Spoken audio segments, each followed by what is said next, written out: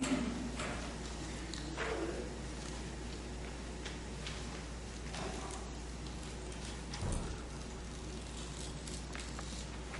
us do it one by one, otherwise it's a time.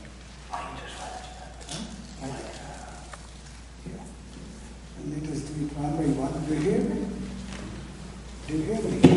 Yes.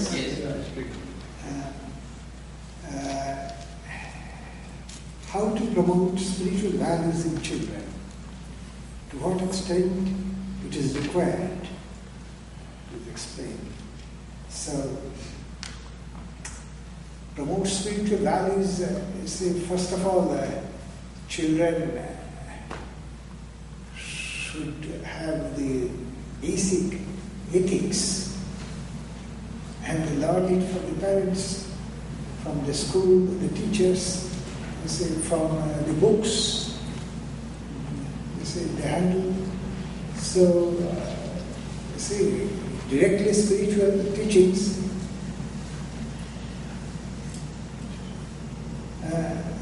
directly spiritual values like that, it is too much for this.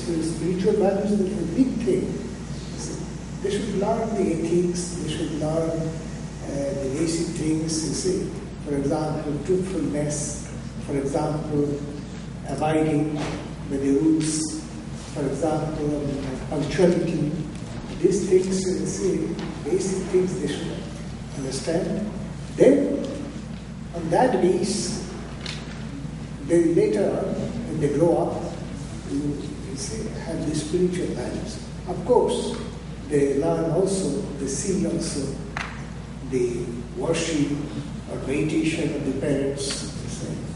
A Frenchman was telling me the other day that he has two sons, twins, and they asked him, what do you do sitting erect? And he said that I talk with God. So they asked that, may we talk with God in that posture? The father said yes. So these are 4-year-old boys. They also sat straight and their eyes closed for some time.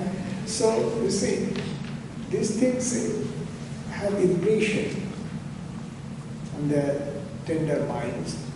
But how they grow up, it depends, because each will not come with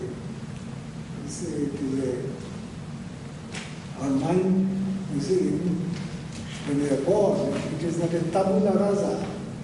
It is already, there is something on it. You see, there are some stars, as they call impressions. So, but we should give them the basic things. We should give them the basic things, the correct answer, the correct books. So that is the first question. I have two questions. So all the questions you answered, and then I shall answer. Okay. One question. I will answer. Yes.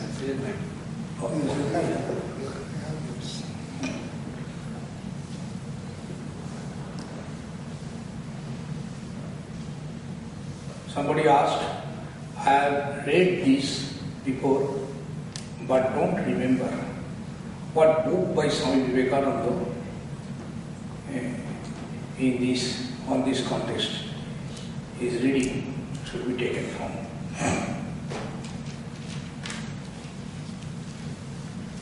If it is the book, the complete works, is there a shorter section which your reading was taken from, or which essays is it? See, I am referring Swami Vivekananda's Jnana Yoga. There are chapters on microcosm and macrocosm. So, if you look to it, you will get the details explanation, the outer world and the inner world. And that is Swami Vivekananda's most famous lectures that were delivered in the West. So that will help you to understand that Swamiji's philosophy, what has been explained. And if you go through the letters written by Swamiji, where he referred regarding Hari Baba and other things, then you can make out that what a high pitch he is devoted to Sri Ramakrishna, not like the relation between just a guru and the disciple, as you see in a formal way, but it is much more higher and intense. So, in that book, Swamiji has expressed that is his personal letters, but you will get it published in the complete works of Swamiji. So here you will get all details. And then if there is a shorter section of the complete works, you take only the Jnana section in the shorter section. In that Jnana there is a chapter, the Max Cosmos. Or if you take the Jnana, only that piece out of the whole complete works, you can find out that one, and it will be helping you to have idea about the Swamiji's ideas of the internal and the external world.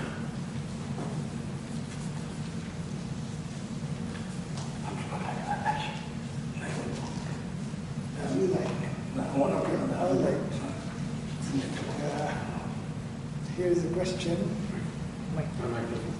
Explanation regarding, someone wants explanation regarding Jesus' statement, one who does not hate, etc., which we have discussed this morning. You see, as I have explained, that hate is not the correct thing there. You see, maybe, you see, Jesus used to speak in a language which is not Hebrew, it's Aramaic. And how this has been the first translations are Greek translations. So you see, the correct word there should be, as I have said, should not be excessively you're attached to in the context of the biological group. We are excessively attached normally to, say, this attachment goes away when you rise in spirituality. For example, Shriyam, that means the person who wrote down the conversations of Sri Ramakrishna over the years. This man, once in his old age, got a telegram that his daughter had passed away in Bombay, and this man was in Benares then, Shriyam. So nobody saw any change in his, he spoke, with his calm, regular, as usual. There was no change in him. You can imagine at what level. It is not, it is not to be, there are many persons who do it. For example, it is narrated in the life of Sardar Vallabhbhai Patel that he was engaged as a lawyer,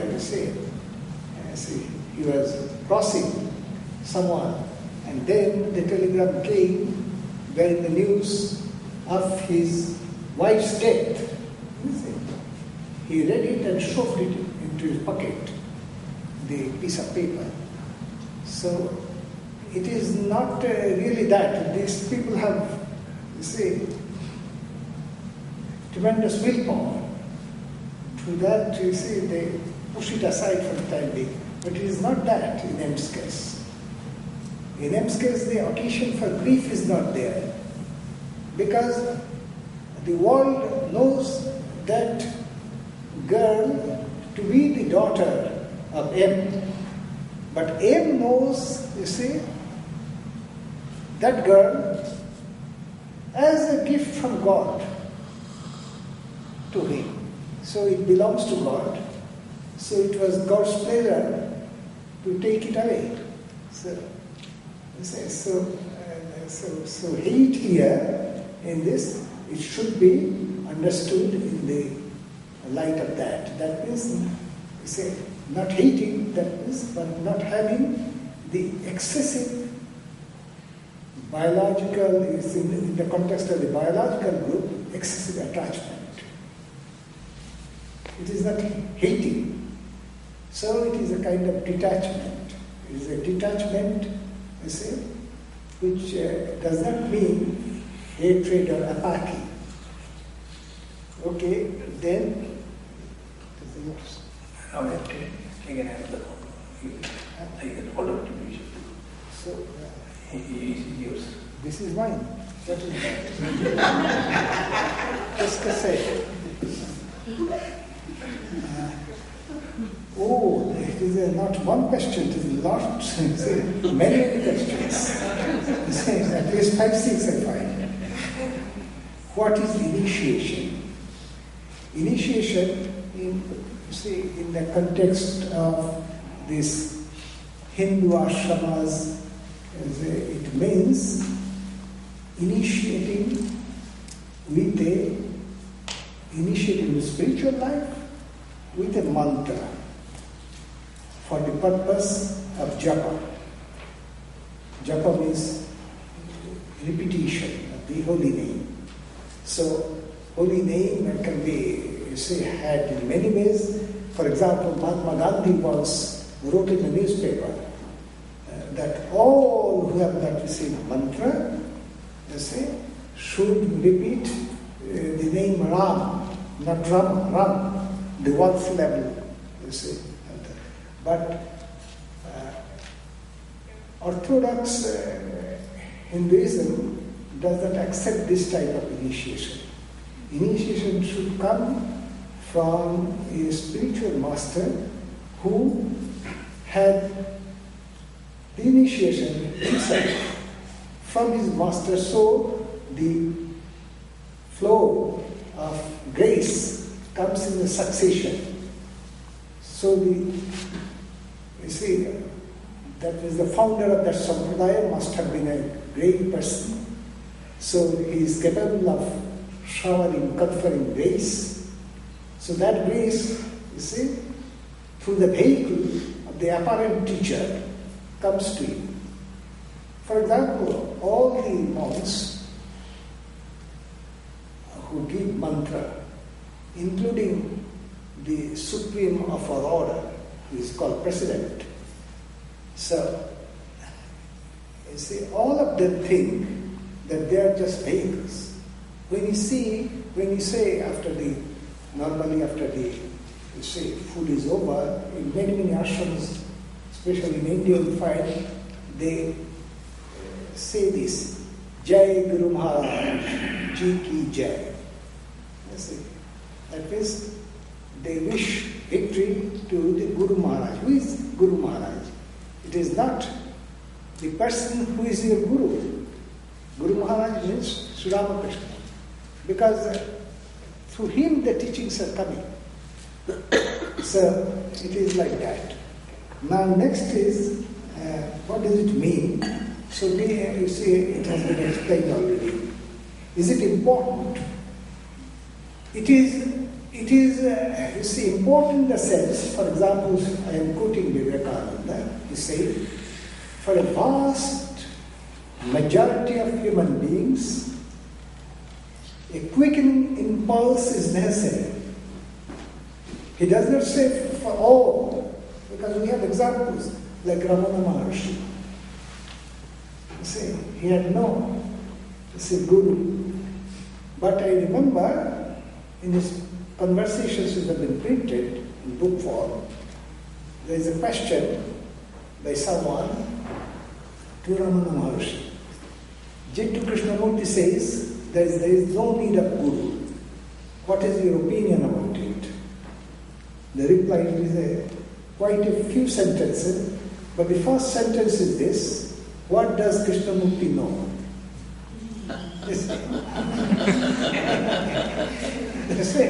Thereby, the man himself, you see, that is, you see, and Vivekananda knew it from his first experience, you see. He was such a talented person, you see.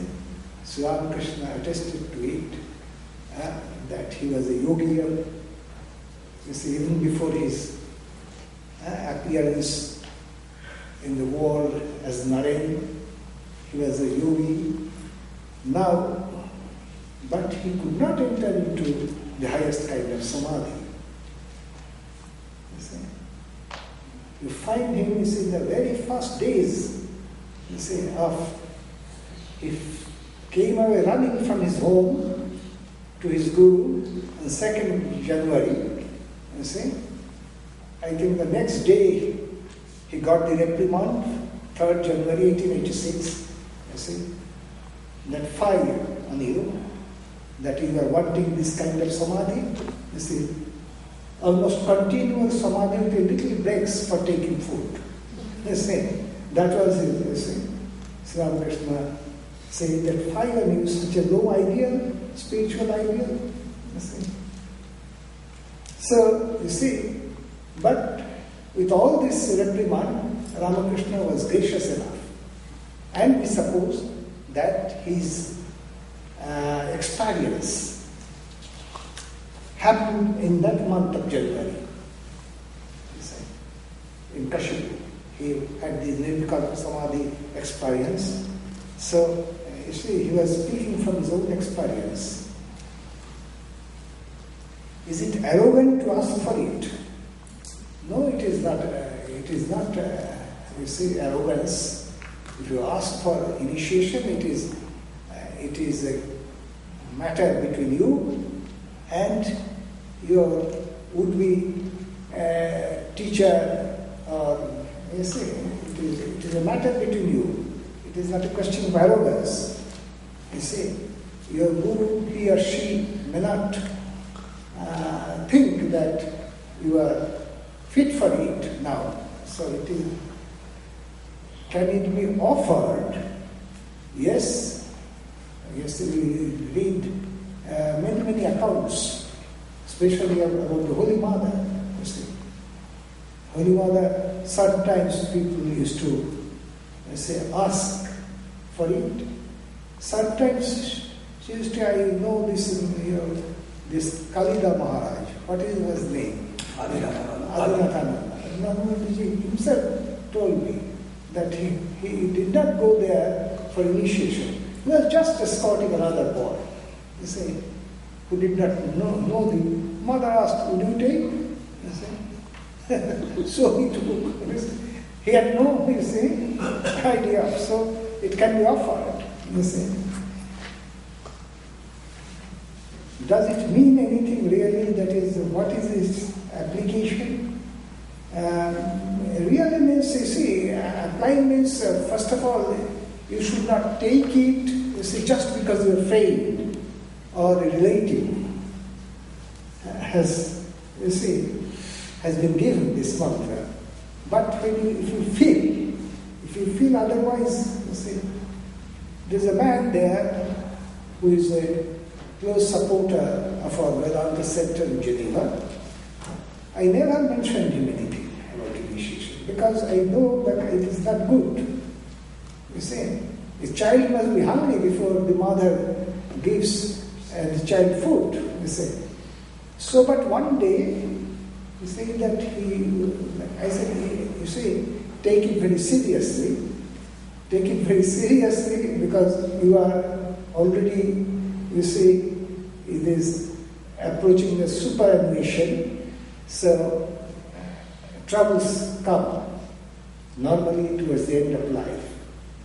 So you take 7 days of leave and go to America. I am writing to some Swami, you see, and take it very seriously. And he did it. And then, as I say, told him, many challenges came to him, you see, and he could withstand it. And it's great, you see, efficacy is this, that at the time of the greatest danger, that is, at the point of termination of this life, It is easy. It is not easy to meditate at that time unless you are a past master in meditation. At that time, meditating, but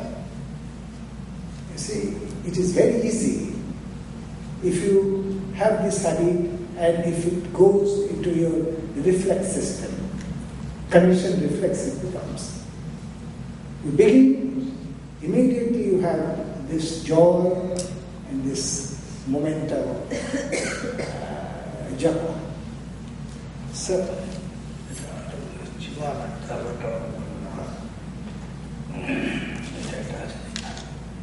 in modern society, where external is appreciated more than the internal, then what would be the best way to practice Swamiji's ideal and realization of the indivisible one spirit?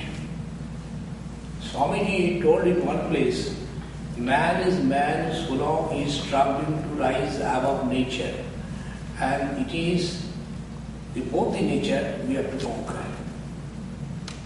It is good and grand to conquer the external nature, but it is grander still to conquer the internal nature. So, when we are talking about the internal and the external world, it is the same reality about which I was speaking. We must give stress on the paths of sadhana. There are 4 paths, broad paths that has been told by Swamiji.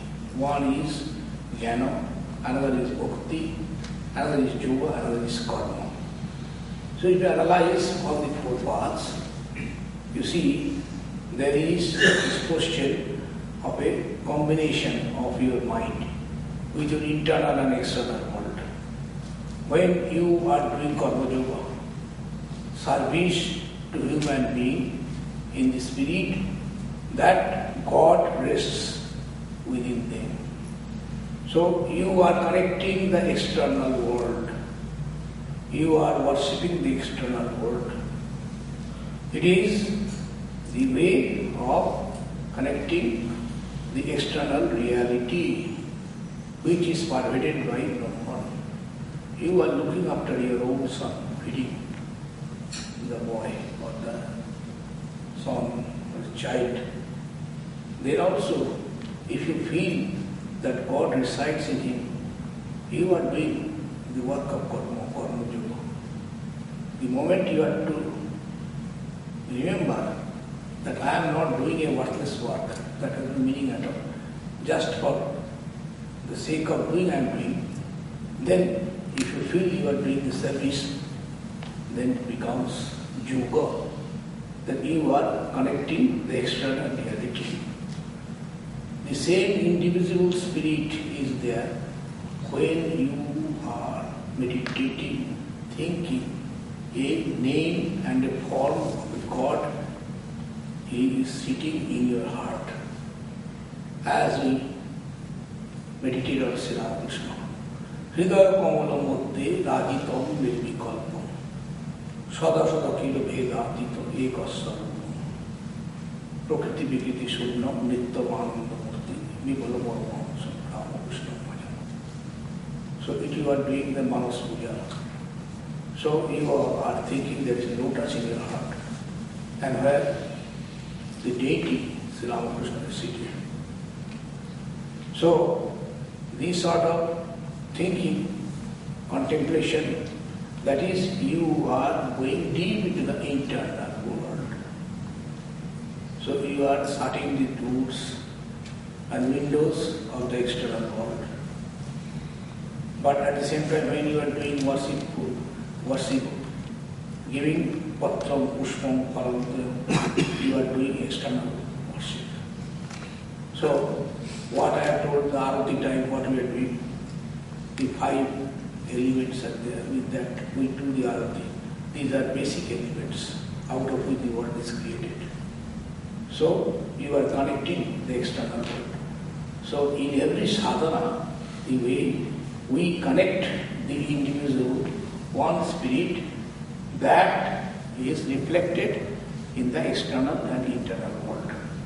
There is no question we appreciate the one and appreciate the other. Because the moment you want to do a spiritual practice, you ought to start with the internal world. But at the same time, whatever is there in the external world, if you differentiate it or segregate it at thought, that it has no connection with this internal world about which I am concentrating, then what happens? You are denying the reality. The reality has been told. Every molecules or atoms or whatever it may be, out of which the world is composed. Your body, your mind also is composed of the same substance. So that higher thought should be there. So you cannot deny the external world or the internal world. But for the purpose of sadhana, for the purpose of spiritual practice, when you do karma yoga, the more stress is given on the external world. And when you are practicing the other path, you put stress on the internal world. So, you see, this question, the meaning of Gayatri Mantra. This question is regarding the meaning of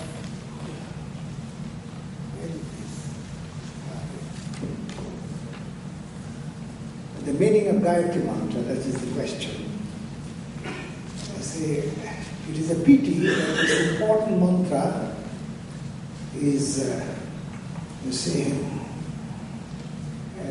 these modern gurus give extraordinary meaning to it, especially the first part. Bhurvasva, etc. Bhurvasva, they do not mean, normally, you see, Bhurvasva, first of all, Bhurvasva is not a part of the Gayatri as it occurs in the Rig Veda. It has been added to it, and to many places it is added. For example, when you do Yaka, Bhur Swaha, Bhuva Swaha, Swaswaha, Bhurvasva Swaha, this is called Mahavyayati, and this has come from by these three. Literally it means this earth, the intermediate zone, and this space in that level where you see the sun. Because the ancient Aryans, if you talk of our religion, you see, as Hinduism in those days. So the Proto-Hinduism, you see, came into being with the mastery over the fire. So there is a tremendous your importance and accent on fire in the Hindu tradition. Now they had perception of fire in these three places. The terrestrial fire, the lightning, and the sun. So when they say this, they are actually bowing down to this fire or light, which is seen as a manifestation of Godhead. You see? So Bhurvasva means this. Then the other part is this: we meditate on the adorable effulgence of the divinity from which life has come, because Savitri Devata is this. Savita means Prasavita, and which is represented by the solar orb, and let it inspire our intellect. That means, to put it clearly, the sun is seen as the very evident symbol of Godhead, and from it life has come. So we meditate upon its effulgence, and so light and intellect, they have correlation, In the Brahma Sutra, many sutras are there where they are likened. So let it inspire our intellect. That is the meaning of the Gayatri. Yes.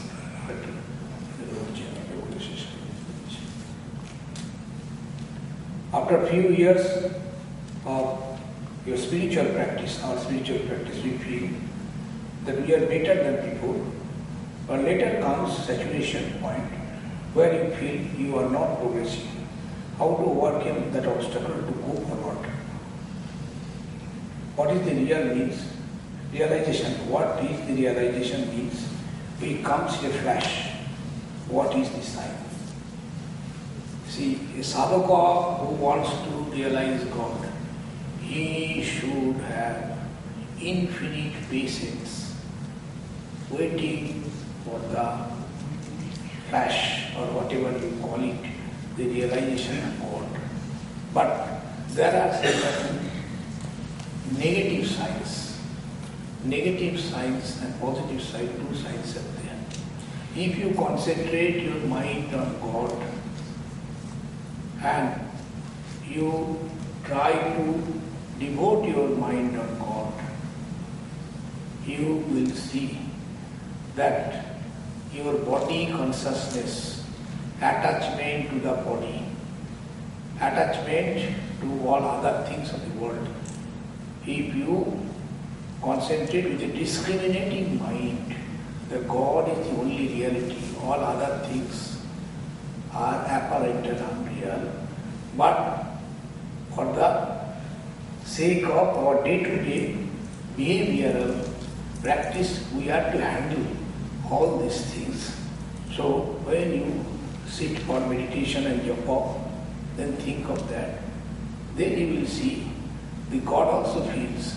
Sri Ramakrishna told, if you can progress one step, God comes, or 100 steps, 99 steps, or what he will come and embrace you. So his grace is always there. He wants to see that how much efforts we are doing.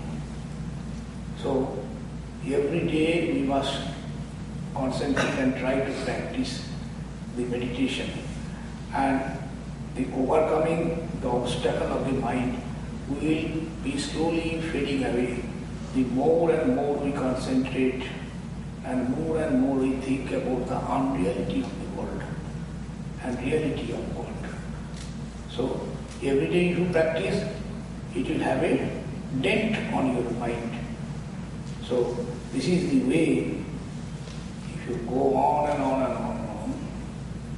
you will see a day will come, you may get the vision of the Lord, but whether you are getting it or not, but don't leave the practice thinking that God knows what efforts you are putting on it. Ways to spiritualize daily life. This has been discussed on this answer to this question. To spiritualize our daily life means motivation of the mind towards God. It is there already in all of us. Unless that was there, you would not have come here. The spiritualization means tending the mind towards God.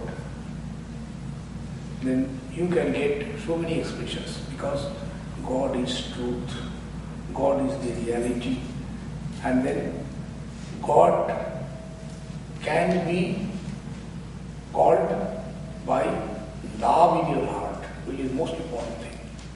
Try to love God in whatever way, whichever means it is suitable for you. Try to cultivate that love.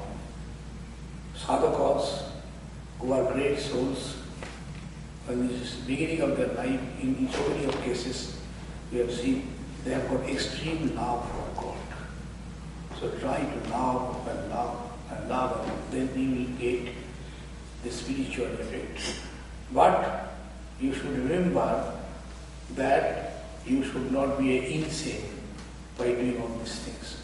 So practice it in a procedural way, every day in a systematic and disciplined way. Cultivate that love in your heart. So in this way, you can spiritualize your daily life. Oh, yeah, the priest. Over, yes. A question? There are two questions. 9. You should finish it? Just finish short. Okay.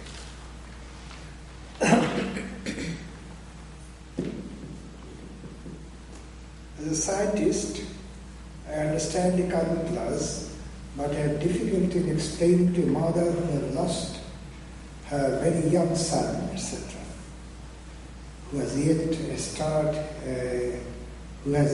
started his karma in this life. This is how it is written. How should I explain?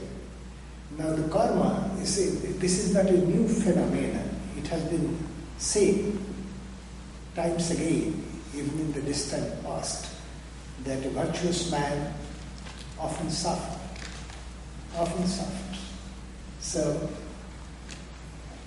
So this theory has come of karma, that